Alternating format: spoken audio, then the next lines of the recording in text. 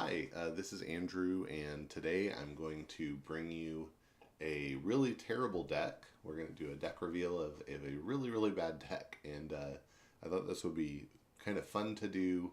Usually when I do one of these, I've only done a few, but when I do one, I'm focused on what can make this deck good and how can this win, and if I've used it at an event, talk about how much it won. In this case, this is a deck that I just used today at a reversal tournament, at an Archon Reversal Tournament.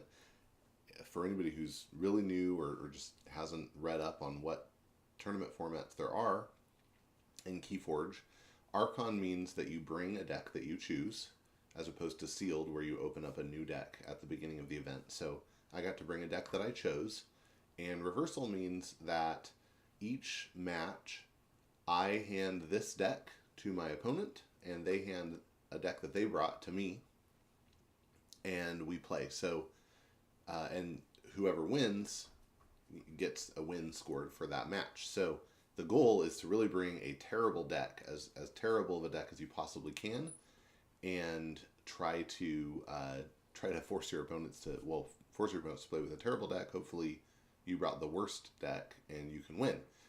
This deck. Today we played a 4-round Swiss with 11 people. I won 3 games and lost 1. I actually lost my first game. The person that this lost to, or that this won for, it's hard to figure out the right way to talk about it. The person who beat me with this deck got second in the tournament, and I got third on strength of schedule. So this did pretty well at doing terrible. And before I get into this particular deck, I wanted to really quick talk over some general ways that I thought through trying to choose a deck to bring to a reversal tournament. So again, unlike normally I would be looking for a deck that has really strong abilities that can maybe, if it gets behind, can claw its way back and can establish dominance and hold the opponent down. And in this case, I wanted a deck that couldn't do any of those things. So as we go through, you'll see there are only 7 cards in this deck that have an amber printed on them and on the upper left corner. So already you have relatively little amber generation. The deck that I think is probably my best deck, Courtier of Justice in Office, has 4 ghostly hands. So that's in 4 cards. It has more amber generation just for playing those 4 cards than you get from playing through this whole deck. Now, there are a couple things that could gain you one possibly when you play them, but you get the point. There's just not a lot of amber generation. So that's one thing. Another thing I look for is swingy cards. So, and especially, I guess we'll start with, amber control type of swing. So a key hammer, I'd be really cautious about putting in. Miasma, those, prevent, those would, the person could use those to prevent me from forging or undo my forging and just throw me a turn off. So if we were in a race, they could maybe win on a KeyForge or Miasma, or a Key Hammer or Miasma. But there are other cards like Bait and Switch or Interdimensional Graft, Doorstep to Heaven, that all would give my opponent a really strong ability to get rid of my amber or use my own amber against me to burst up their own amber off of me. So those are cards that I would not want to give to my opponent if possible. Then there are other just fast amber generation cards like War Song, Virtuous Works, Ghostly Hand, that I'd be scared about giving. I don't want to give them a lot of steel, and there's a little steel in this deck that you'll see didn't work out very well for me.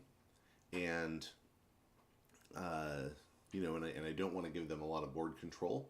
So ideally, I'd give them a lot of creatures that don't have play abilities that you have to play and then use later.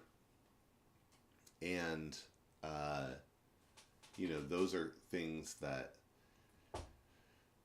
will slow them down, that'll keep them from being able to, gain an advantage or otherwise be able to establish dominance. So anyway, those are things I'm looking for we'll go ahead and go through this deck now and see that, you know, hopefully we won't see a lot of those kind of things. All right. So let's start. We'll start with the Dis. So this deck has Dis, Sanctum, Mars, and we'll start with the Dis side. So we'll start with Arise, and this is actually kind of a dangerous card and hurt me. Arise lets you return a bunch of creatures to your hand of a house that you choose. Probably this is scariest if there's a good Dis setup, and unfortunately I got burned because this deck probably Dis is the strongest house in it. So that is how I lost, or Arise was a critical part of the game that I lost, where my opponent beat me with this deck. In other games, there was a game where an opponent was able to use Arise and get a decent board state, but they had a Begone in their deck, so I just immediately killed all their Dis creatures. But in that first game, they were able to do it, and I just didn't have a way to deal with it quickly. So Arise, actually not a great card to have in your reversal deck. Hand of Dis, not a big problem. No Amber generation, and situationally good, but Hand of Dis, I would say in my, you know, even in decks that I am trying to win with, that I want to bring a strong deck, if it has Hand of Dis, there's probably a 50-50 chance that's going to end up discarded, because unless they have 3 creatures, there's just nothing to use it on. All right, next, Hysteria, another card I regret. This is actually a pretty strong card. Every creature goes to its owner's hand. This is, you know, if you are in a situation where you have damage on your cards, they don't. You have a lot of play abilities, they don't, on your creatures. This is really good. If you have, you know, all your creatures on the board are Dis, this is probably really good. And so anyway, in that first game, my opponent ended up in that situation. This helped them. Sometimes this is just a dud, but it can be a strong card. So we've kind of covered the cards I really am sad that my opponent had access to. Lash of Broken Dreams, also, you know, I would say a really good card. But not, I mean, if you're generating Amber, then you might be able to just ignore this and not worry about it too much. But it is a good card. Dust Imp, when it's destroyed, you gain 2 power. Also pretty good card. Again, like I said, Dis really is the strongest here. Eater of the Dead, I'm not that impressed with. It's, you know, it's probably best if you're in a situation where your opponent is going to be able to recur things, and so you purge them and get rid of them completely. That's strong. The +1 power counter, I just don't think that's that impressive. It rarely matters. Yeah, that is what it is. The Purge is probably the strongest thing. You're probably going to get that off once or maybe twice. Master of 2, when it reaps, you can destroy a creature with 2 power. It's a cool card. It's so situational. It really depends on what your opponent has. And, you know, I'd much rather have a Snudge than this. Pit Demon, 5 power, action steal 1. This is good. This is a good card. It's not amazing, but it's good. And, you know, this is one I thought, okay, well, if my opponent gets out of the deck, I'm going to have to kill it quickly. And in most cases, I was able to do that. Schuler, play if your opponent has 4 or more, steal 1. So this is where I really had a bad time, was in that first game, because my opponent was able to play this, steal, play Hysteria, play this again, steal, have it die, and then Arise it and play it again, and ultimately stole 3 with the same one without having to cycle their deck. That was ridiculous and made me sad. Stealer of Souls, after an enemy creature is purged fighting it, you purge that creature and gain an Amber. It's okay, it's not great. I mean, the Amber gain is really the thing, and you're probably going to get 1, maybe 2 out of that. And then, you know, if you do manage to purge something that you really wouldn't want to see come back, that's great. But the chances are that something you really would be concerned about seeing come back, it's likely that that thing was big enough that it killed the Stealer of Souls during the fight. So, it's okay. Succubus, really annoying, but weak. 2 of them in here. So a couple times opponents got both of these out at the same time, and it was annoying. But, you know, ultimately that wasn't what won that first game for my opponent, and in all the other cases I was able to overcome it. Just destroy it 1 or 2 at a time, and there you go. All right, on to Mars. So, and we can see where there's a little bit of counter synergy here. Ammonia clouds deal 3 to each creature. Well, that's gonna kill those succubuses, and it'll kill the dust imp as well, which that's nice. The other creatures, they're big enough to survive this if this is all that hits them, so it's not terrible, but usually not gonna be a game-winning card for sure. Mothership support. This is one of those. This is the first card we've seen, I think, with an amber printed on it. So, yep. Not a lot of those, but it does gain you an amber, and for each friendly ready Mars creature, deal 2 to a creature. It was pretty rare for that to happen. The Mars creatures in here are pretty small, and they don't tend to stick on the board. So this was mostly gain an amber. Sample collection. If this comes out late, it can be pretty good. You archive an opponent's creature for each key they have forged. So even if you get 1 off, that's okay. It's almost equivalent to a purge, unless the deck you're playing has archive. But you know, would I rather have this or a card that gives me an amber? I don't know. That's tough. It depends on the situation. Total Recall gains you an amber. For each friendly ready creature, gain an amber. So this is scary because it can generate a lot of amber fast, and then you return the friendly creatures, all your friendly creatures, to your hand. And but again, this never got used to great effect. The cards in this deck don't tend to stick on the board, so there's not a lot of things for this to hit. Maybe seen it gain 3 amber, which is pretty decent, but that's the most, and then it was kind of too late. Mother Gun. It's an artifact, and it has the action reveal any number of Mars cards from your hand. Deal damage to a creature equal to the number of Mars cards revealed this way. Well, that can be cool. You can maybe get some damage that way, but it's often not enough to matter. Blip It. Blip It's great if you can use it. It reaps, and then the next Mars creature you play this turn enters play ready, so it's like a recurring soft landing. But I don't think an opponent got to use this ever a single time. It's just so weak that unless you have support from maybe a Dominator that has taunt, unless you have support like that, it's just not going to stick on the board. It's too easy to get rid of. Okay, this is probably the scariest Mars creature in here. Grabber Jammer. Makes keys cost an extra 1, and when it fights or reaps, it captures 1. But I was pretty consistently able to have something big enough to kill this from my opponent's deck, so it didn't stay long. I think once, maybe twice, I paid an extra for a key, but it really wasn't a big problem. I have a deck with 3 of these, and that can be really annoying. That armor can get real annoying real fast, especially if you have board control. You can these can be used to great effect, but in this deck, again, there's just not enough to keep it out there. So, Ulik Megamouth, fight reap, use a friendly non-Mars creature, can be cool, but again, 3 power, no real support. It dies fast. Vizima Think Drone, not that great anyway. Dies fast.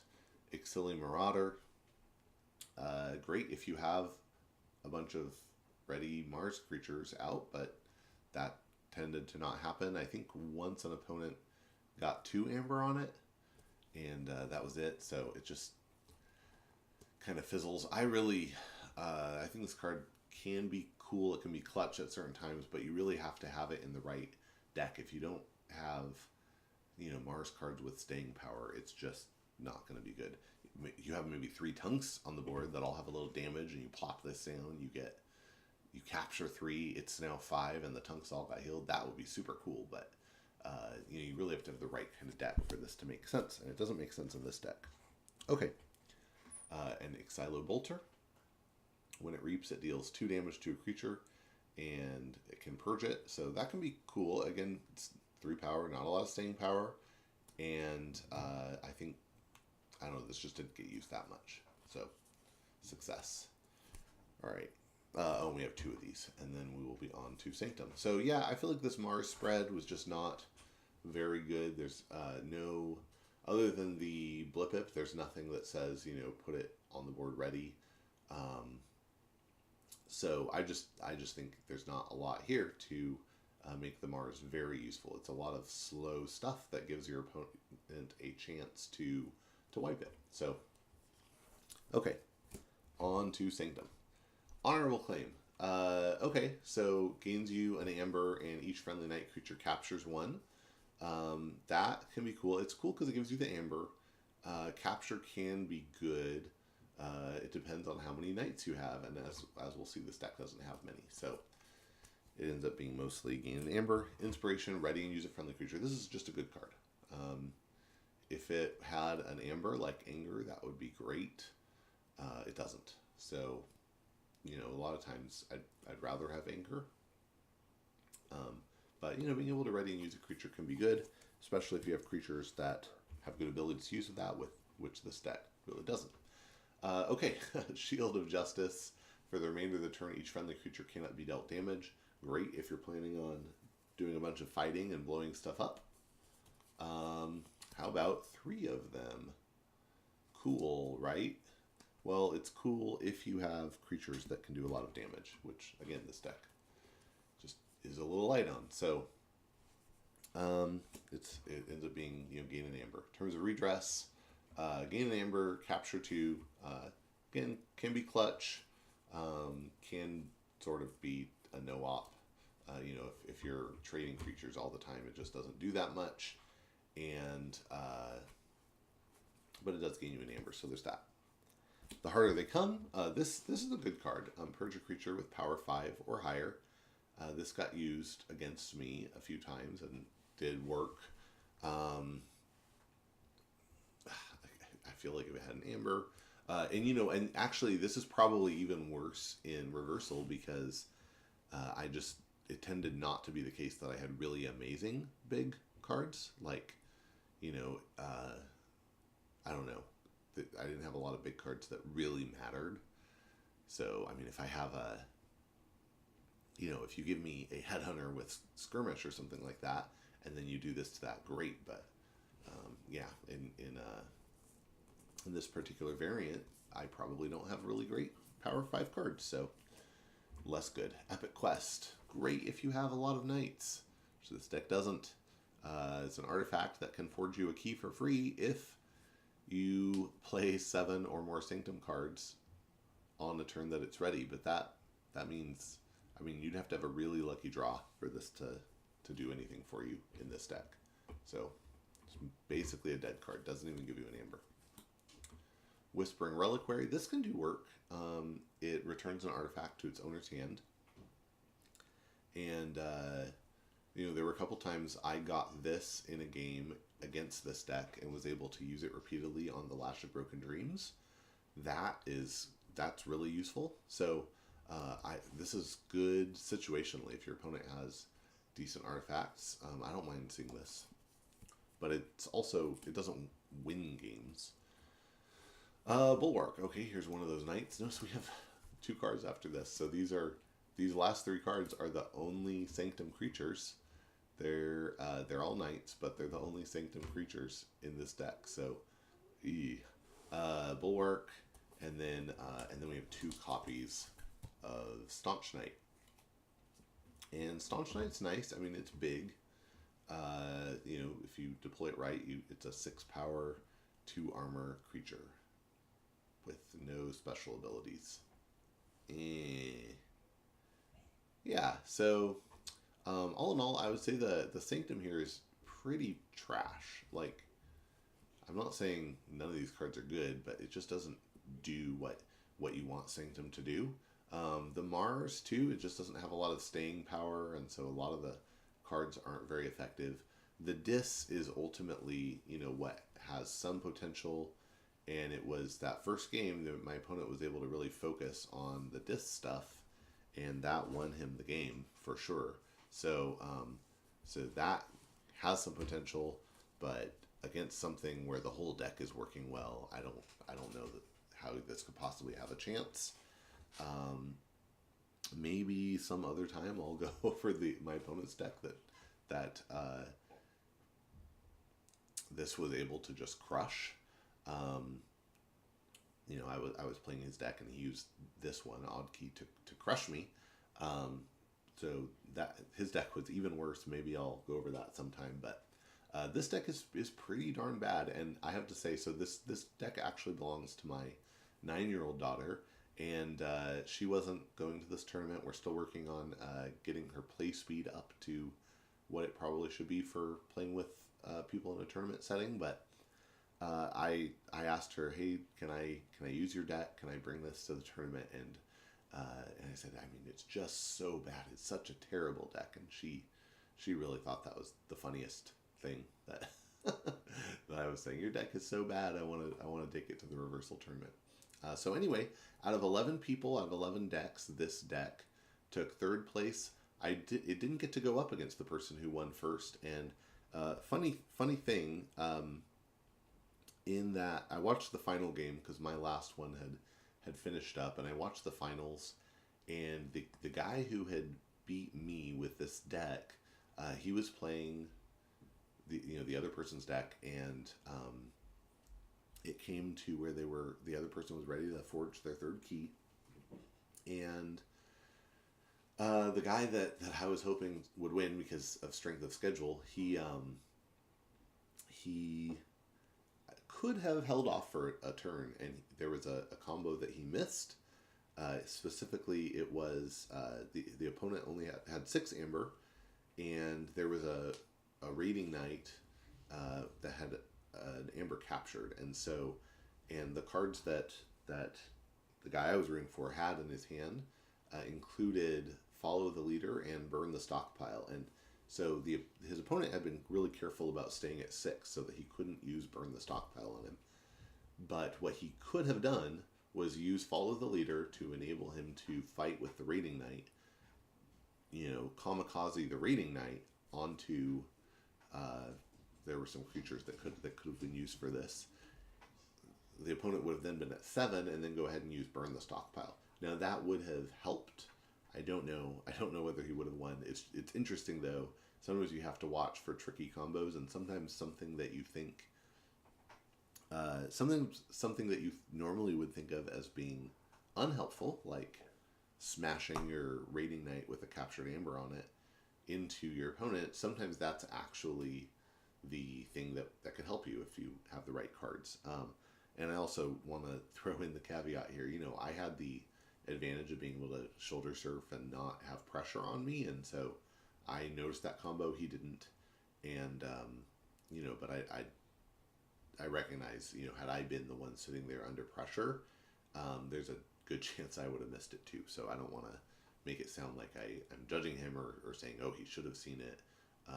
Everybody misses stuff sometimes, especially, you know, toward the end of a tournament. You're tired, you've been thinking a lot, and it's really easy to miss stuff like that. So anyway, but I just wanted to share it because I thought it was an interesting interaction that could have happened and ended up not happening. I made kind of a faux pas, and in the middle of him trying to concede, said, "Oh, there is a way you could hold him off at least for another turn." And he said, "Huh?" And he looked around, couldn't quite see it, and his opponent said, "Well, you were in the middle of conceding." He said, "Yeah, you're right.